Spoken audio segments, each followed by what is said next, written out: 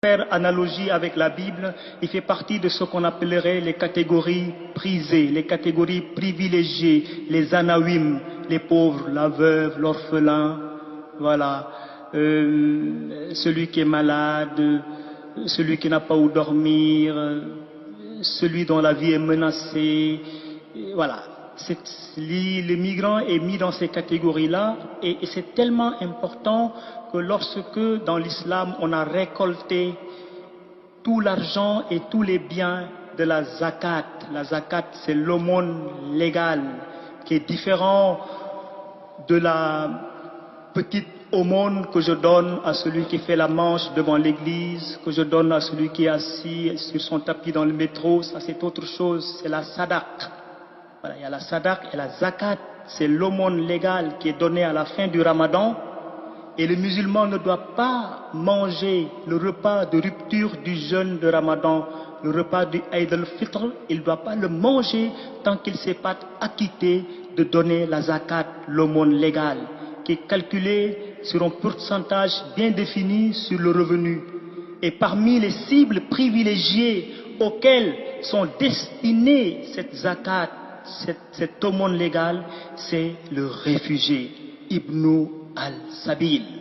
C'est important que nous sachions cela et que nous en prenions conscience et que nous continuions vraiment les efforts que nous faisons, puisque je pense que la première orientation, la première destinée vers laquelle nous nous réfugions, notre premier lieu de migration, d'immigration, c'est le Seigneur.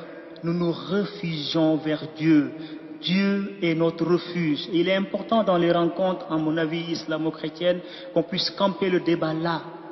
Voilà. Si nous, à mon avis, si nous campons le débat sur la dimension religieuse, spirituelle, la dimension apostolique de la foi, eh bien, nous avons la chance d'échapper à beaucoup de conflits, beaucoup de tensions, qui, à mon avis, font que nous nous décourageons et nous considérons les autres comme un risque, comme un danger, etc. Même si effectivement il y a un peu de cela, il ne faut pas être naïf.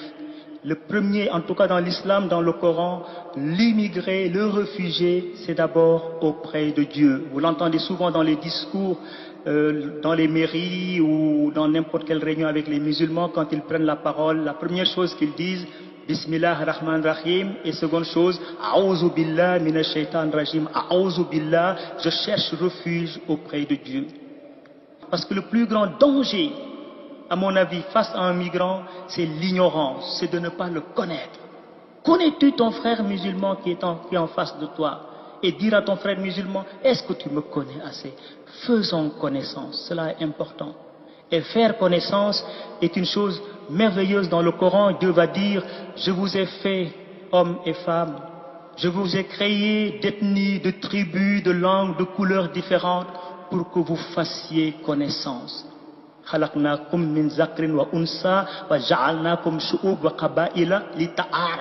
Se connaître, faire connaissance mutuelle, cela est important. Le migrant est une opportunité parce que je pense que nous pouvons partir de ce que le Coran dit. Le Coran dit plein de choses qui peuvent être très opportunes pour nous lorsque nous allons en contact avec les musulmans. Le Coran va dire, vous ne devez pas contraindre quelqu'un en matière de religion. Il ne doit pas y avoir de contrainte en matière de religion. Et cela, il faut que nous le réaffirmions, que nous le disions clairement. Le musulman est une opportunité parce que le musulman est invité à rentrer en dialogue, à rentrer en discussion, en débat avec l'autre frère croyant, surtout chrétien, qui est en face de lui.